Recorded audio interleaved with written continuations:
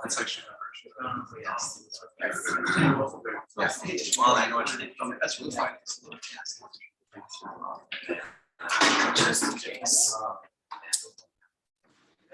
Okay, now we're ready for real. So welcome to this reading with Alejandro Varela from the town of Babylon. You are now in Bureau of General Services Queer Division. I'm Greg Newton. I'm the co-founder with my partner, Donnie Jokum. Hi. And thanks so much for coming out tonight. So the Bureau is an all-volunteer organization. So we do have a suggested donation of $10, but give what you can. There's some change in here. If money is tight and you would like to buy a book, you should hold on to your money for the book. So I'll pass that around. And if you're not already on our email list and you would like to be, you can sign up for that at the register, and you'll get an email every other Monday about our many upcoming events. And from now until the end of June, we do have a lot of events. So we hope you'll come back and join us for some of those. So I'm going to introduce our readers and we're going to get started. So Alejandro Varela is based in New York. His work has appeared in the Point Magazine, Boston Review, Harper's Magazine, the Rumpus, Joyland Magazine, the Brooklyn Rail, the Offing, the Southampton Review, and the New Republic. He is a 2019 Jerome Fellow in Literature, and his graduate studies were in public health. Julian Lucas is a staff writer at The New Yorker, where he writes about books, art, video games, and the representation of history. He is also a contributing editor at The Ballot and an editor at large at Cap. Please welcome them both.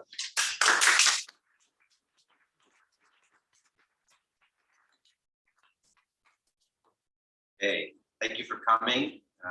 Thank you, the Bureau, for being here and having the best bookstore name. And so we're gonna read, but I'm gonna start with a section. The section we're gonna read is about a third of the way through. So I'm gonna set the stage and I'm gonna ask if you would just close your eyes for a moment. Just for a moment. Okay. The protagonist, Andres, is home to take care of his dad who's recovering from surgery. Last night, on a whim, he attended his high school reunion after 20 years of not seeing anyone. Jeremy, an old friend, he insisted on selling him weed. Andres acquiesced, and now he's gone to visit. Jeremy lives on a block of two-story homes with small lawns, vinyl fences, driveways, and sickly maple trees, not far from St. Pete's, the elementary school. One block over is a street where a van full of teenagers opened fire on us with eggs and super soaker guns full of piss one Halloween. Our small group was unprepared for the onslaught on the yellow. Mikey C, Paul, and I dove behind a hedgerow and only caught a bit of splatter on our costumes. Mike and I were Ghostbusters. Paul was Duff McKagan, the bassist from Guns N' Roses. But the rest of the pack had to run home to wash off the liquid detritus. I didn't recognize the assailants. Paul said they attended McKinley, the middle school named after the US president who'd been shot by an anarchist. Public school kids were, back then, mythical creatures that I'd hear about in passing and sometimes meet at a block party or a parking lot carnival. They were usually the poorer or less devout cousins and neighbors of my Catholic school classmates, troublemakers who peed into water guns. Most of the houses in this part of town have clapboard siding, and they're painted off-white with red trim, dull blue with white trim, or beige with brown trim. There are no curbs or sidewalks in sight. Lawns end abruptly where the street's pavement begins. Small children bike loops or dribble basketballs on their driveways. Every few houses, flowers droop in their beds beneath bay windows. Occasionally, there's an American flag. Always there's one house that's in disrepair. That's where the kids with the ratty uniforms and slovenly parents tend to live. Nowadays, there are 2 of those homes per block. I've also noticed another trend: bigger, more ostentatious homes, mini McMansions, stuffed betwixt the older constructions. Whether this reflects wealth or non-union labor or materials made elsewhere for less, I don't know. Jeremy's lawn is small, but what it lacks in size makes up for in verdancy. Water guns, a pedalist tricycle, and wiffle balls and bats are strewn about the recently mowed swath of green. A sprinkler oscillates 180 degrees, one side straight up, then the other side. I park in front of his house on the street behind an angled black Nissan Altima. 3 of its tires are on the pavement. The 4th rests on the short cobblestone perimeter that encircles the lawn. I can't see what lies beyond the white fence that encloses the side and back of the 2-story house. It comes up above my forehead, and there is no visible space between the pickets. I imagine a small patio and an unkempt yard peppered with dog shit. My mouth is dry. My mouth is dry. It feels small and inutile. I shouldn't have taken a hit of the old pot, a dime bag that my sister-in-law, Ellie, slid into my stocking during our first Christmas together after Henry died, nearly 9 years ago. I've wedged it between 2 books, The Count of Monte Cristo and Summer of My German Soldier, in our old bedroom. The brittle grayish herb retains some of its potency and most of its secondary effects. I'm hungry in addition to cottonmouth. Before I knock, I prepare myself for the possibility of meeting Jeremy's wife. I wonder if she knows that her husband and I spent the last year of high school having sex in his parents' basement and occasionally in my bedroom. Does she know that we loved each other? If they've been together for 10 years, it stands to reason that she's asked him about his adolescence, his first time, his first love. These are things that married people know about one another. I know them about Marco, my husband. His first time was with a college friend who's now a well-known theater actor. They remain friends. I'm uncomfortable with it. And he knows them about me. But maybe Jeremy hasn't told his wife. He isn't a particularly loquacious or forthcoming person, or at least he wasn't. An onion with endless skins is what I remember. And maybe she suspects and doesn't want to risk tears. Jeremy was always attracted to women and men. I pretended to be, but he actually was. His bi or pansexuality made me uneasy, primarily because I wanted both of us to feel the same way about everything. But he had a way of making me feel like the center. It didn't matter if we were with friends or in class or at the prom. I knew that his eyes were trained on me, following me around the room, ready to wink in my direction. He was, at least in that way, the abiding star. In retrospect, it's unbelievable that our carelessness didn't betray us more often. I recall one time he kissed me in an empty hallway, in the moment after the warning bell rang and our classrooms were sealed shut. As Jeremy ran away down the long blue corridor, I spotted Miss Van Estrin standing in the frame of her door, her face ruddy, nearly apoplectic. She said nothing to me about it, but then misgraded my physics exam a few days later. She claimed to have miscalculated, but I convinced myself I was being sanctioned. Frankly, I didn't care. I was infected.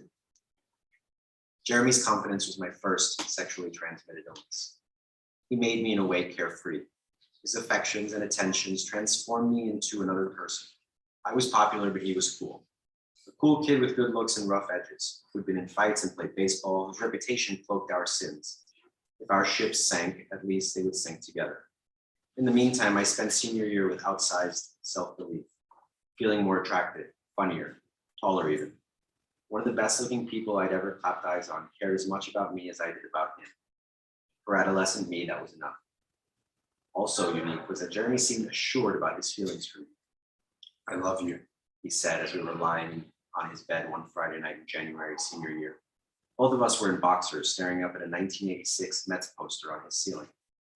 He said the words without turning to face me. I remained quiet for at least 10 seconds, focusing instead on Mookie Wilson's name, forcing myself to wonder about its origins, buying time, trying desperately to control how quickly and loudly I might respond. But the ball of fire that had traveled up from my stomach was detained only briefly in my throat. I love you too. Yeah, he said, as if he were confirming what he'd already known. The 4:30 Northern Hemisphere sun strikes a wide angle in summer, warming my neck and calves and lighting the modest house. I count 3 small beige sparrows with mustard beaks perched along the roof's gutter. I knock once for each bird, instead of ringing the cracked buzzer. It crosses my mind to run back to my car. What, after all, are we going to talk about? I compiled a list of questions on the way over here, most of them silly, icebreakers really. Through the living room window, I see a shapeless figure move between shadows before I hear its footsteps. Jeremy appears behind the mesh of his screen door. Hey. His hair is darker and neater than it was last night. His pale face has a reddish tinge, as if he's just showered with hot water. He's wearing jeans pulled high on his waist and an unappealing lilac-colored polo shirt. He looks like a dad and a neighbor. He opens the screen door and steps forward, in the process allowing the sunlight to restore his humanity. Give me a sec. Jeremy inspects his mailbox and dislodges from it a few envelopes that have been forced into an opening that's too small. Come in. Should I take my shoes off? What? Oh, why? I don't know, germs. It's fine. Whatever you want. Jeremy bisects a narrow, rectangular living room and enters an equally circumscribed kitchen. Something to drink? I got water, milk, orange juice, or pink wine. He calls out with his head inside of the refrigerator. Pink wine. Who doesn't know rosé? I suspect he's uncomfortable saying the word, as if it'll emasculate him. I thought you didn't drink. I don't. The wine is Tanya's. It stands to reason that Tanya is his wife, but I don't ask for confirmation. Water's fine. Ice? Yes, please. He hands me a glass dripping with condensation and sits on a teal sofa across from the armchair I've already claimed. The blues and purples of his clothing and furniture are disorienting, as if his white arms and white face are floating, disembodied. So where Do you want... Oh, sorry. Go ahead. No, nothing. I was just wondering where your family is. Oh, Tanya took the kids to the pool at the high school. Garfield? Another assassinated president. Yeah, they have swim classes every day in the summer. How old are they? 4 to 7. Lincoln is 4. Like the presidents or the cars? What? Oh, Tanya named them both. He says with a restrained smile. Maybe I've embarrassed him with my penchant for trivia. Will they be home soon? The class just started, and she usually takes them to Athena's after. They remodeled, I say. I noticed on the way over here. Yeah, but it's still the same old diner, same menu. I remember the French fries. Still great. We both smile until it becomes awkward. I look down at the ring of water on my shorts. I wipe the glass with the end of my shirt. It's hotter up here. Let's go down to the basement, He says. My childhood home didn't have a basement. The land here wasn't made for basements, my dad has claimed. But for a few $100s more, we could have had a garage. I'll regret that for the rest of my life. My mother, however, is grateful for the simplicity. Who would have cleaned the garage? They get moldy and fill up with junk. I've never seen a clean garage. I think it's a garbage, but they forgot to add the B.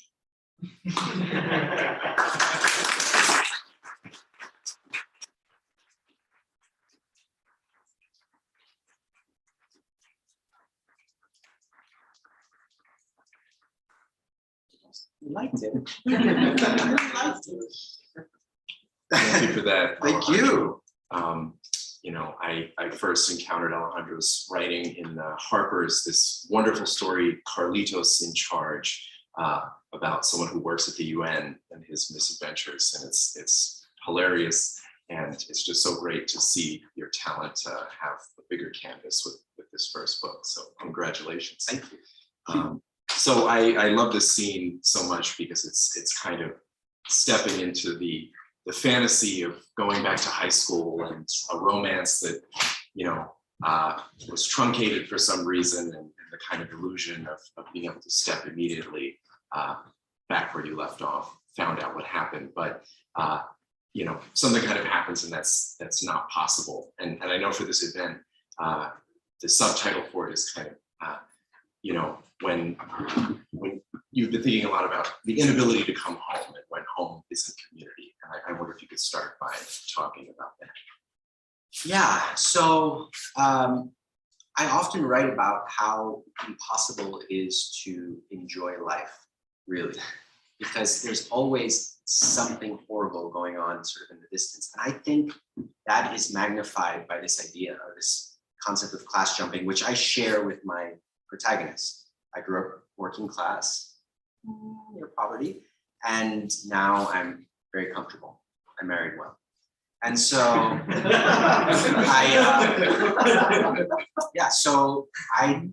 it's jarring, that sort of feeling of like where I am now, I don't always feel comfortable. And when I go home, I really don't feel comfortable. And so it's navigating sort of all the confusion of race and class that happen when you kind of break out of your circumstances. And so that's sort of what I mean when this character goes back. It's a community for sure, but it's not his, but it's the only home he knows.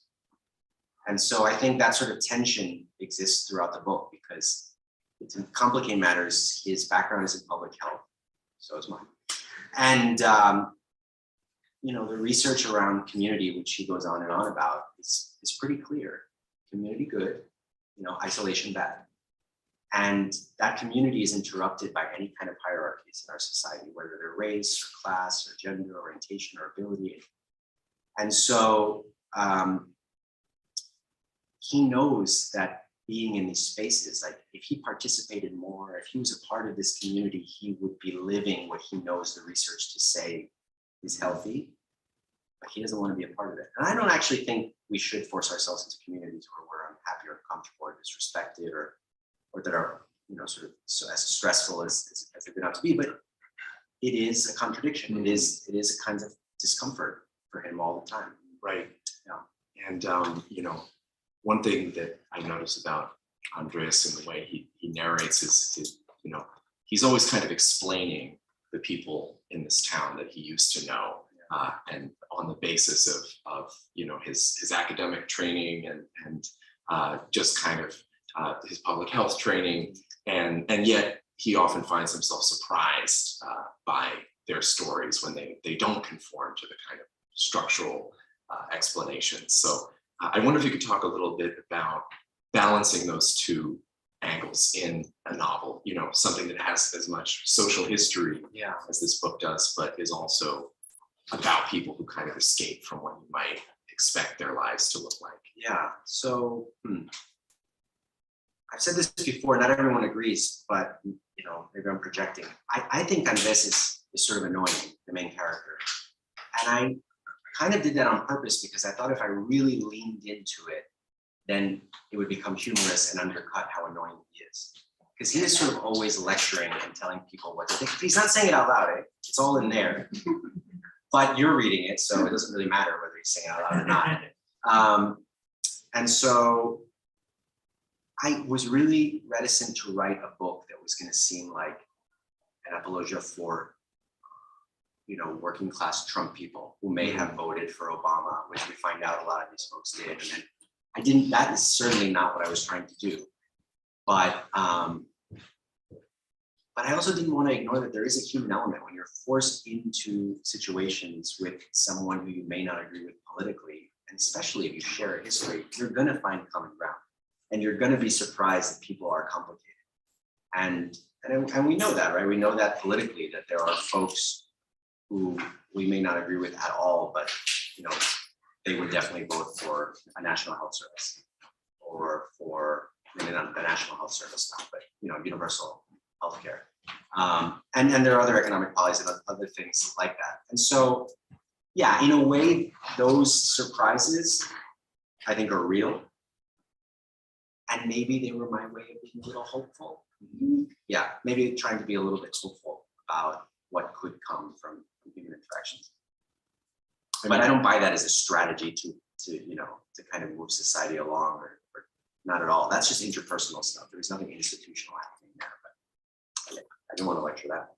Well, Jeremy is definitely a surprising character in that regard. Yeah. I feel when I was first reading, you kind of have this expectation that Jeremy he's living a married straight life, that he's kind of repressed some part of himself, and that but he actually, when they do reconnect, does have a high degree of self-acceptance and ability to kind of reflect on their past together. And it's not exactly what Andres expected. Yeah, so Jeremy was Andres' boyfriend in high school. They haven't seen each other in 20 years and it didn't end well. And when he goes back, the book begins in a reunion. And yeah, I said that. And it's a surprise Jeremy's there, because what little sort of online spying he'd done, he assumed Jeremy was incarcerated and had been dealing with sort of drug dependency, and he didn't expect to ever see him. So he was surprised. And then in the conversation, we find out, you know, Jeremy voted for Obama, and, you know, he wishes that like Obamacare had been even more expansive. And so it's just, you know, there's sort of many contradictions that happen there. I think, yeah, Jeremy's sort of living this life, and from experience, just a lot of people that I know where they didn't meet the potential. You their lives were supposed to be something else. And especially he's white and in that community, like he was supposed to, break out. He didn't have any of the barriers the other folks had. His parents were middle class, and he should have made it out. There are some allusions in the book to sexual abuse that he dealt with at kind of a very young age, which contributed maybe to some of his drug use. And after the breakup with Andy, which also time Andy Andres sort of messed him up a little bit. But yeah, I thought I really didn't want tropes. I didn't want characters that were just going to check all the boxes. And so it was much more interesting for these folks to be complicated. What part of the book came to you first? Like, was it the relationship between Jeremy and Andres?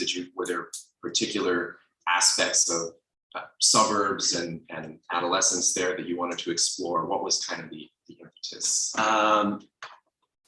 So I was saying this to you earlier. First, I just couldn't sell the short story collection. And everyone kept saying, write a novel. And I didn't have a novel in me. I just had short stories. But I had an idea for something bigger, but I didn't know if I was ever going to write it. And so that was really kind of like, it was out of necessity. I was like, I want a paycheck. I want to be paid. I want to be paid for this work. And so no one wants the collection, so I'll write the damn novel. Everybody does. So I kind of sat down a little bit annoyed that I was being forced to do this, but also curious about how it could go. And then I had themes and ideas and public health research findings that had been on my mind for the previous 10 years and that I have always felt were important to communicate. Public health school to me was just 2 years as a master's, not a PhD. Always felt like it should have been the 5th year of high school. It was really, the entire time I was there, I was like, there's nothing here that only a few of us should know. Maybe, rocket science is different, like maybe not everyone needs to know that. But public health felt like something everyone should know. So all of my writing is what I like to call public health fiction. I don't think my editor or my agent necessarily love that. I feel like at some point someone said to me, let's not use that to sell. But so I had this idea that I really wanted to communicate. I'm going to geek out just for a moment, okay? On public health. So there's a town called Roseto, Pennsylvania. Has anyone ever heard of Roseto? Oh, good. It's about 70 miles west of here, and it was founded by Italian immigrants in the 1870s, and they worked in the slave quarries, and they were mistreated by, surprise, surprise, the immigrant groups that had come before them, as we all do. And it was the English and the Welsh, and they faced a lot of discrimination and kind of became pretty insulated and started this town. And by the 1950s, they had their own elected officials, civic societies, clubs, stores, you name it. There was a gradient of class, but for the most part, everyone was within striking distance of each other. And then these two friends, doctors, were having lunch together, and one of them is a cardiologist in that town or serves that town. And it's important to say that the neighboring towns all share the same hospital system and the same water. Okay, I say that because whenever someone says, "Oh, this town has this benefit over this one," people say, "It must be the water." No, it's not the water. They all share the same water, and this particular town had inexplicably good health. I mean, really good health. Half the rate of heart disease, almost no crime, no heart attacks. And so this cardiologist is saying to his friend, who's a researcher, "I don't have any business. Not business. I don't have any patients." And he's like, "No, you're kidding, right?" And he's like, "No, really." And he starts to describe the town, and he says, "I'm going to this town." And the study of Roseto, Pennsylvania became very important in public health because what they determined what they hypothesized was it must be the Mediterranean diet. When it's like olives, right? I don't really know what the Mediterranean diet is. But everyone was eating. Everyone was eating Mediterranean diet. That's what they assumed. And when they got there, they found out, no, everyone heaped spoonfuls of lard into every meal. Breakfast, lunch, and dinner, there was lard in there. Everyone there smoked unfiltered cigarettes. They drank more than the average American, and again, drank more than the average towns, like their neighbors, town in the surrounding towns. And they were on average, more overweight than their neighbors too. But they were living longer. There was no crime. And after studying them, they even went to the pharmacy and said, "What's the product they most buy here? What's going on?" And they were like, "Antacid. That's it." Essentially, everything the Surgeon General said then, because heart disease was the biggest killer then as it is now in the United States, was that it was, what they deduced was that it was the social support. They were so intimate with each other, the community. They were so tied, they shared the experience almost to a T, everything, right? The trajectory from Italy over, the jobs that they had, 3 and 4 generations in every household. So lots of support all the time. So they could face the discrimination out there, and then they had this buffer, and then the great buffer of still being white, right? But so the discrimination and like the oppression that they face is relative to what other groups will face in this country. But that was it. And I'm not talking woo-woo community, right? Although woo-woo too. I'm talking about actual science cortisol. Like if you measured the cortisol in these people, the rates would be much lower. And cortisol is like the stress hormone that speeds up the wear and tear of everything else. You want it when you're in danger to run away, but you don't want it every day, all day long. And so and we have it more than most people in Roseto. Everyone in this room probably has it more than most people in Roseto. And so that sense of community created this bubble around them. And they lived longer for it. But they said before they left, the researchers thought, when we come back, they'll all be sick. Like they'll all catch up because the younger generations are going to move away and they're not going to want to stay. And it was exactly the case. They came back about 20 years later. There's even a PBS documentary about this. And all the older men, mostly they had zippers on their chests from open heart surgery. And everyone was, I think life expectancy caught up to the national average. Because the next generations were like, oh, I want what's on the billboard and I want to move away and I want you in my business. And so it becomes this kind of circular thing, right? We're seeing in society now before every so often there's a New York Times article about how grandma's moving in, the family's changing. Well, anyway, so that town was on my mind. And I thought, I'm going to write about this town. And then I thought, I grew up in an Irish and Italian working class Catholic community on Long Island. I don't remember it being particularly healthy. So I thought maybe we are what happened after everyone left. And so then I took my experiences growing up on the South Shore of Long Island and I kind of stuffed them into the case study of Roseto, Pennsylvania. And I got the town of Babylon. And then you have a character who Andres is always thinking about cortisol and it's kind of hampering his fantasy of homecoming. He's hyper aware of what community is supposed to look like and the kind of health outcomes that they have. And then when he comes looking for it, someone inadvertently, because he's coming to, his father's sick, he's just kind of hyper aware of what's not there. But at the same time, he's trying to reconnect with people and revive relationships, particularly with his friend Simone, who has developed schizophrenia and is in this this hospital owned by the huge conglomerate Be Well. So I wonder if you could talk a little bit about that, just because of your public health background, this kind of sinister hospital conglomerate in the novel Be Well, and sort of what steps in to take care of people when, the organic social bonds have kind of broken down. Yeah. So this whole idea of a conglomerate sort of swooping in and changing the landscape of healthcare in a community that was previously maybe smaller clinics or larger hospitals and everyone's unionized, that's also pretty true to form. And I've seen that where I'm from, folks will come in, buy, and then fire everyone and then rehire them, but no union. And so that's sort of what happens in this town. They just sort of keep buying all of the healthcare institutions and then firing everyone. And the main character's mother is sort of caught up in this and she's quite bitter about it. Rightfully so, right? But yeah, there's also a part in that where I explain that the psychiatric hospital that Simone is in, it's actually kind of nice, right? And it's like manicured. It's almost like, what's that movie with Jim Carrey?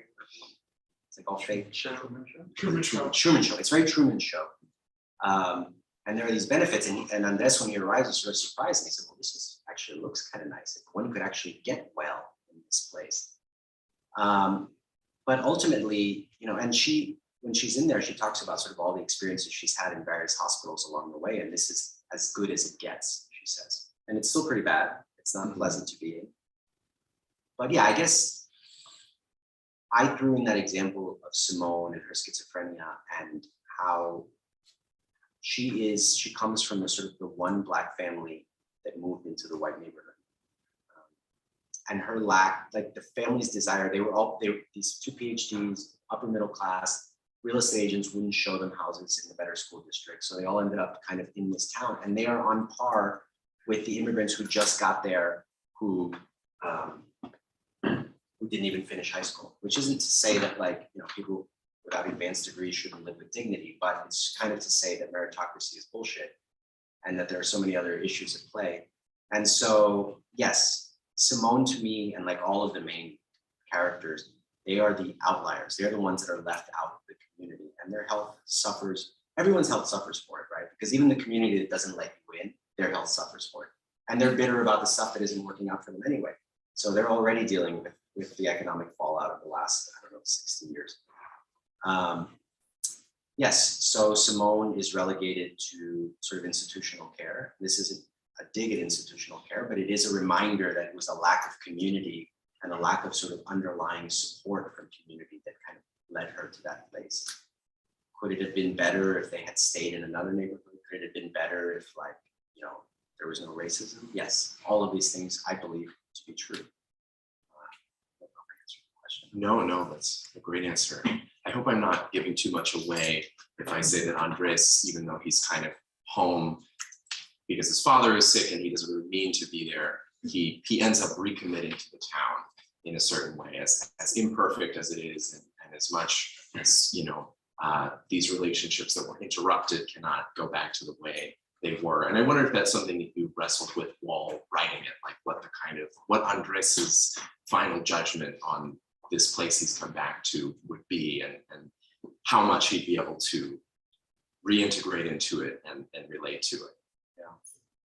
I've never been to a high school reunion. I think, who's been to a high school reunion? My 10 year, Wow. that was it, just a 10 year. So maybe we all have something in common. I don't know. I've never been to my high school reunion. I do have in common with Andres that when I go back to the place where my parents are, I really don't want to be there. I want to be with my parents, but I don't want to be there with my parents. And so I was kind of living vicariously through it. I have no idea what my high school friends are up to. I'm not on Facebook. If they're on social media, they're on Facebook.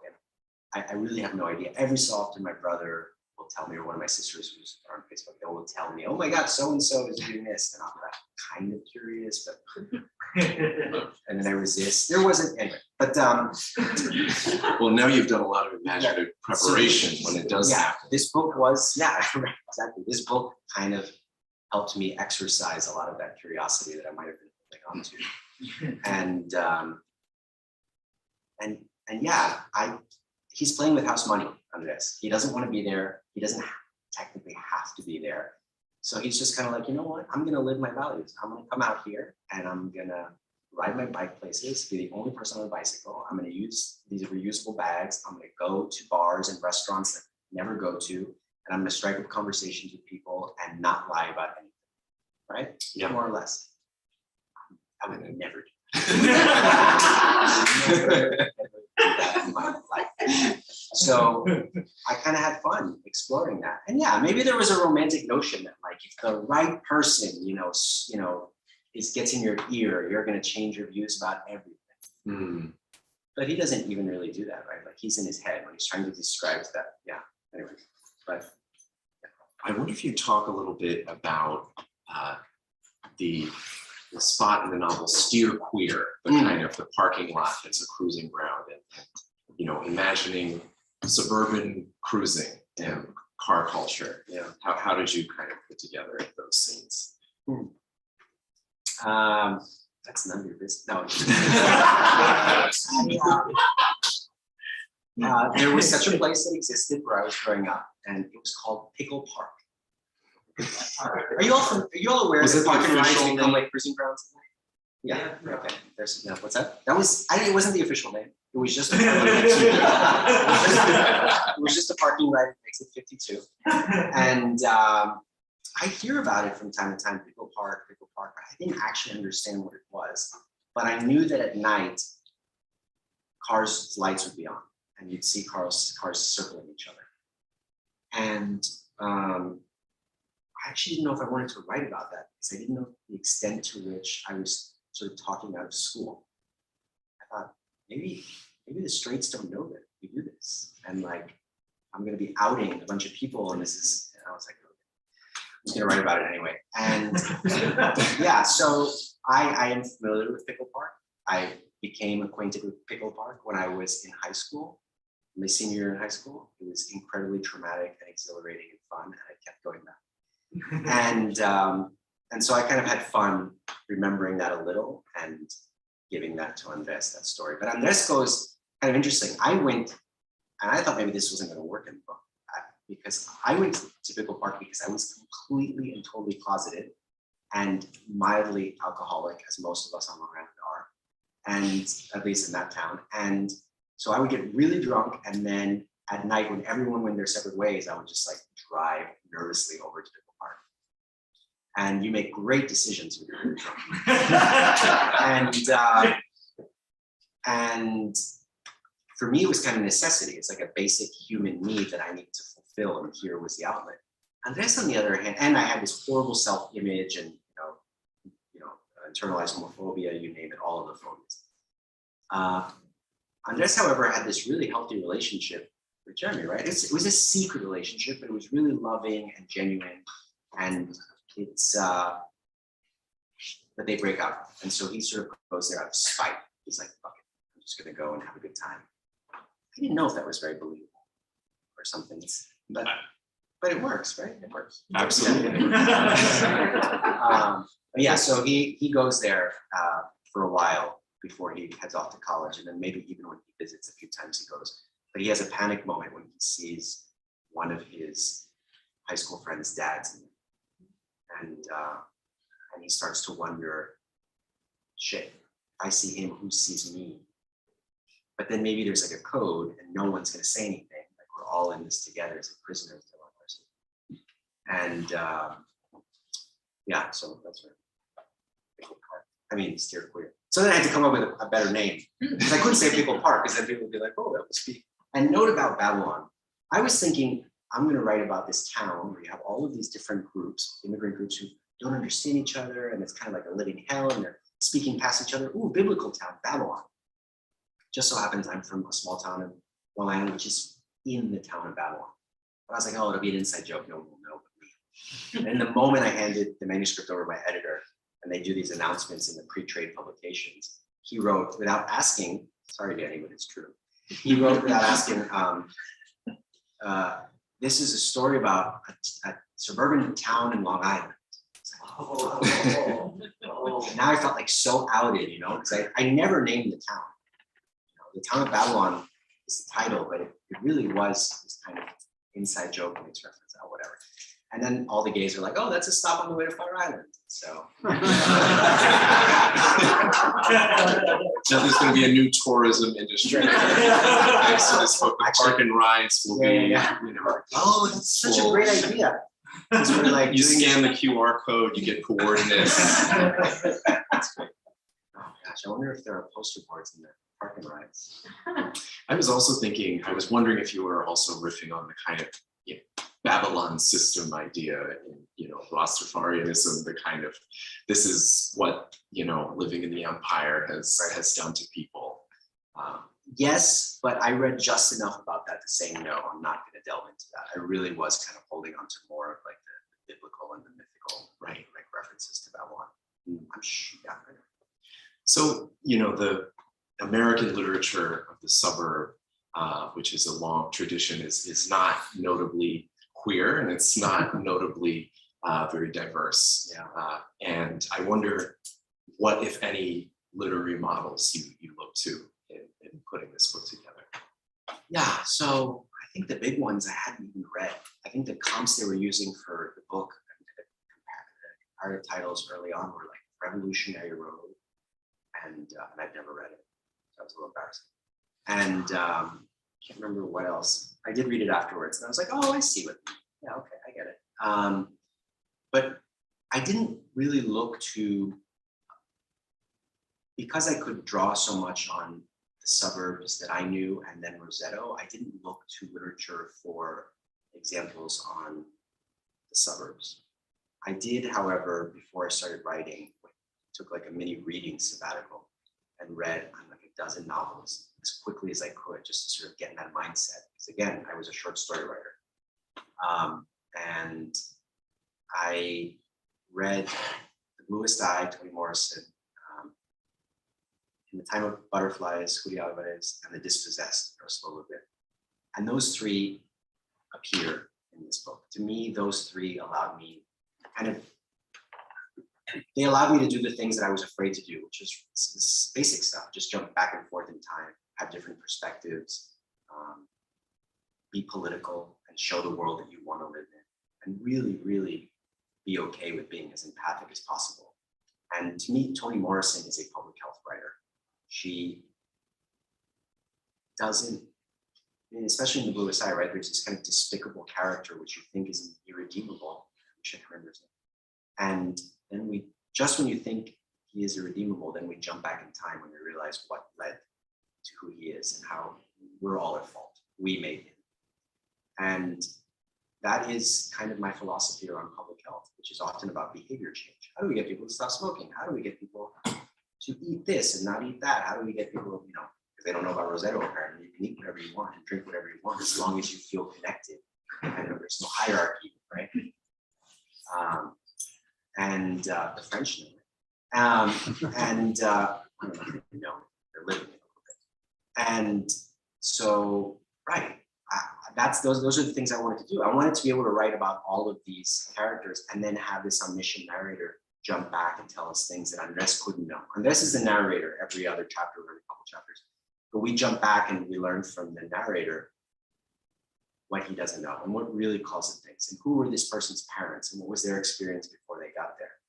And that to me really gets at this idea of like, there's no such thing as choice. There are consequences, and we have some choices here and there, but by and large, we're living out our experiences and our consequences, the consequences of the things that have happened to us. And so in that way, I really appreciate, I love Toni Morrison's work for that reason, and that influenced this. Yeah, can I say one thing about what the novel could have been? Yes, I was about to ask. Yeah. So the two narrators, after a while, this bears repeating that I don't have an MFA, and I'm not saying that to be self-effacing, although maybe a little bit, mostly because the things that I'm writing, I'm like, oh, has this ever been done before? Is this new? Like, what's this? What's scaffolding? Like, I had no idea any of this stuff. And so I was just reading a lot, and I thought, this is so weird that you can have multiple narrators in a book because everyone knows it's me, right? And I thought, well, Andres has his perspective, and then we jump back to find out what the narrator tells us. And every so often, Andres is going to be surprised. Can you imagine if he knew what this narrator is telling us? So at the end, midway through the book, at the end of each of the chapters, the narrators started talking to each other, like dialogue. And Andres would be like, holy shit, I didn't know that's what Paul's dad was like. I had no idea. And the narrator's like, well, you didn't know this either. And so that was going on for a while. And I think a few readers came back to me and they're like, oh, it's great, really like this, but there's a part there where I think you forgot to change the tense. Like they didn't get it. They didn't get what I was doing, or the person, they forgot. And then my editor said as much too. So I scrapped it, but I have dreams of playing with narrator in that way. And if that exists and you're familiar with it, I feel like it exists in film often, which is really where a lot of my ideas come from. Tell me after, because I'm curious about it. Because I'd like to do that with a future book. You do get so much of that experiment, Yeah. But especially I think it's so well done in the chapter that we began reading, which I won't ruin for people. It's a good one. Yes. I wanted to ask if writing a novel challenged any of the things you had learned or beliefs you had from your studies in public health or your career or anything like that. Like if you know, the imaginative work of doing this led you to reconsider anything that you knew about communities and health and relationships.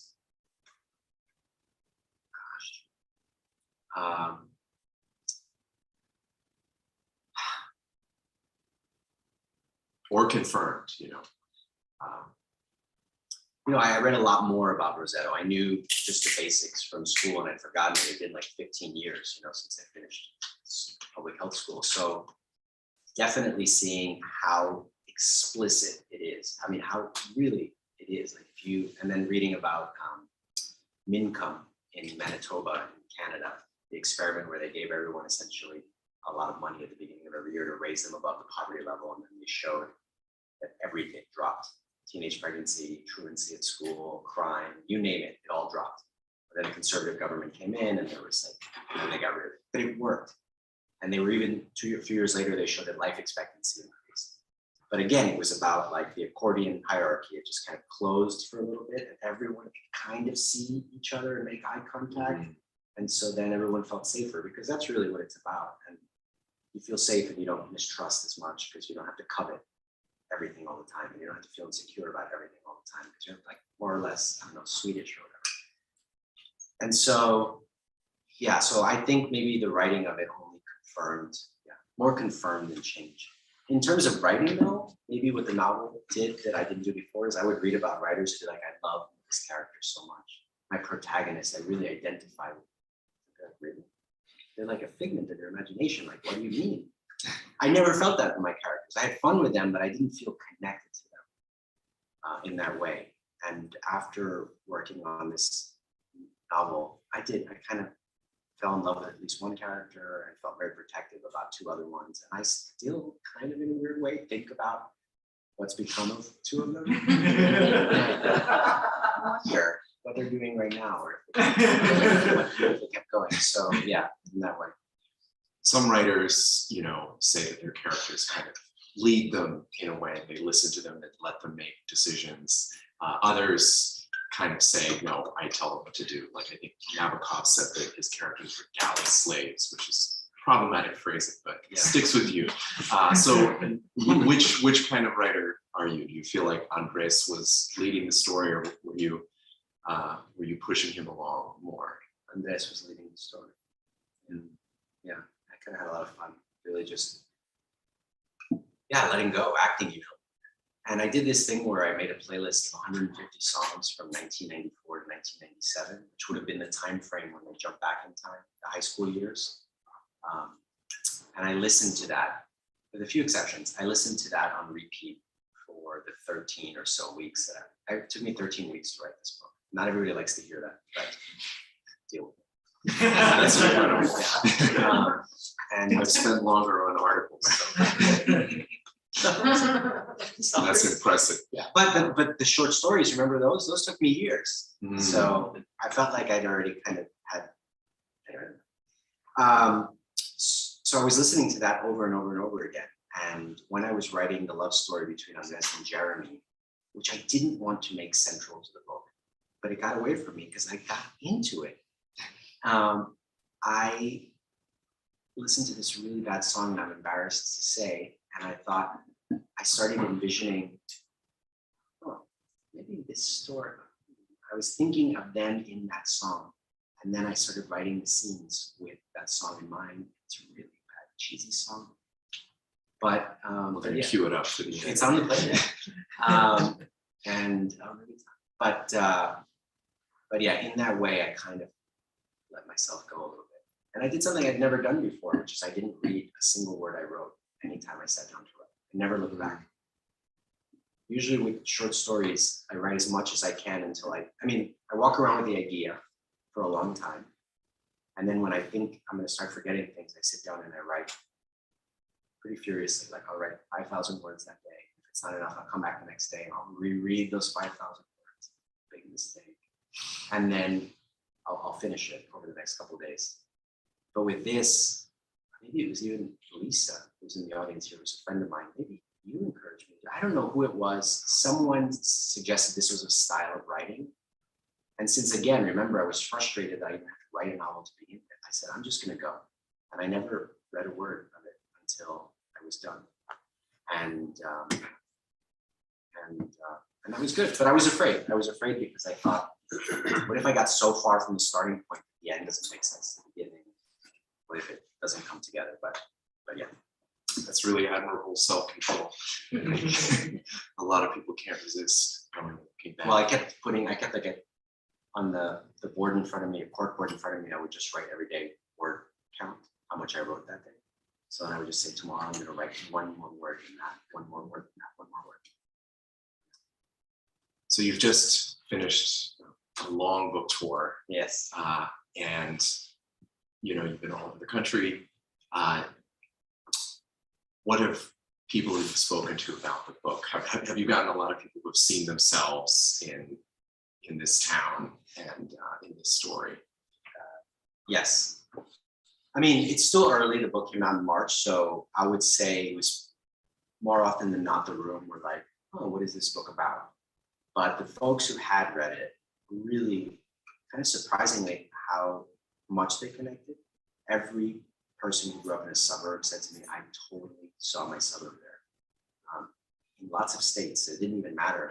And I was going for that, to be fair. I really hoped it could be universal, but I was surprised. I thought there were some things that were so East Coast that it wasn't gonna pass muster elsewhere, but it did, and so that was great.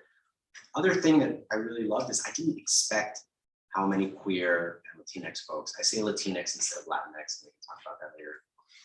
But how many folks from these communities came out to support and really connected and loved it, and were emotional about it with me. And that was actually more, I didn't expect that.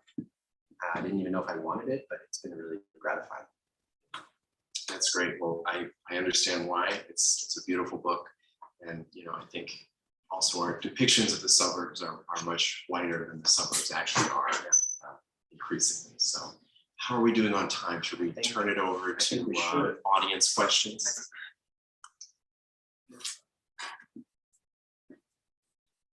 Oh, yeah. Okay. If there are any questions, feel free. There are no questions that are too silly. No. Hi. Hi, thank you so much for this piece of work that I can't wait to enjoy. Awesome. But do you think that'll be on audiobook and will you read for it? It is on audiobook, Okay, and it's on sale right now. I won't tell you how low the price is. It's so embarrassing, but did yes. you read it? No, so How does that work? so my editor reached out and said it's Audible, I think. They said we have two prospective readers, actors, voice actors, listen to them. And I listened to them and they were good. But I thought, I want to do this. This is like, I think I can do this. And I recorded the first chapter 10 times because they wanted me to audition. So I recorded myself 10 times and I couldn't, I didn't hear, I wasn't doing it right. And I could hear that. And I would have kind of ruined it. So I just chose the one I like the most, but I haven't heard it yet. I kind of don't want to. But some folks who have reached out to me and they said, oh, it's good, it's good. It takes it like a chapter or so, but then by the second one, you like his voice. It's all good. I was also worried about there are many, many characters in this book. And I mean, the person who does like Harry Potter is amazing, but I wouldn't have been able to do all of these characters. But I have been having fun on the tour doing this, what we did at the beginning. I always ask a friend or a fellow writer or the person who's interviewing me, and we've been acting out different scenes, and it's been great. It's been a lot of fun. It also makes me feel like I'm not alone here. Because if we hadn't done that together, you'd be an interviewer, but I'd still be kind of alone. But now we were in it together, so. In the basement. Anyone else?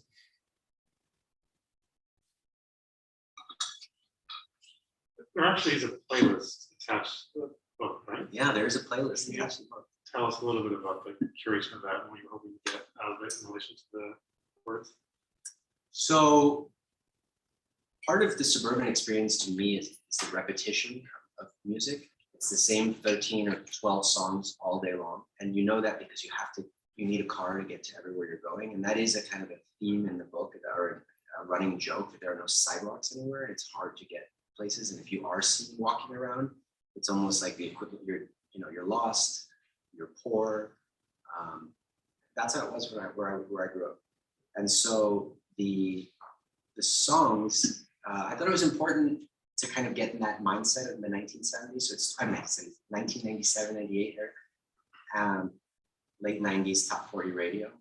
So that was the 150 songs I listened to over and over and over again. And then I took a few of those and a few from the 80s, and then I think a few from the 70s, and they were in the book, and there were lyrics everywhere in the book. And then the week before it was set to go to the printer, the book, I got a call from the lawyer saying, you have to get rid of all the lyrics.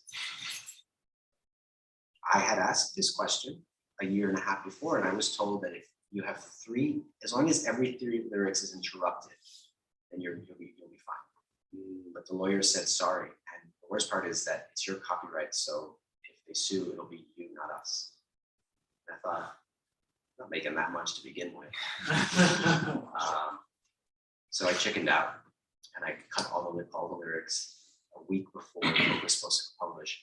And I had to rewrite all of those scenes because they were so integral to the scenes. That was a real bummer. Yeah. But those songs, all the songs that were in the book, referenced in the book, sung in the book at some point, but no longer, they're all in that playlist. And that playlist, you can scan the QR code on the swag bookmark that's next to it when you buy a copy or two before you leave. I have to carry them all home, guys. Anyone else? Oh, yes. Of the characters that you said you still think about, like where they would be going, where they are now, or where their journey took them, would you continue that in another story or in short stories? Yes. Yeah, Is very that much. already in the plan? Yes, Okay. very much.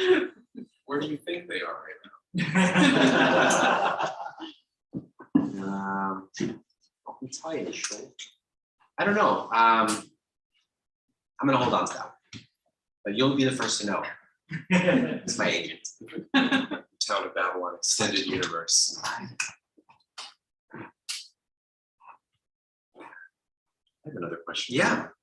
There's just there's so much great social history in this novel, Yeah. and particularly just, in what years different immigrant groups were coming from, what parts of the world, and what was happening in the in the country. What was your kind of research process like? Or I looked at mostly online. I didn't get to the library for this, but I looked at immigration patterns to various cities in the Northeast, and then kind of took an average of those so that I could be inclusive to the idea that I wanted, or and also to mirror a little bit what I see in my hometown now. So then I could actually go there. I went back a few more times and just paid attention to, took pictures of houses. These are things that you have to, like, when you describe them, like, I don't have the vocabulary to describe a house. I literally typed in parts of a house. And I was like, oh, okay, that's what you call it. Yeah. All right. Thank you.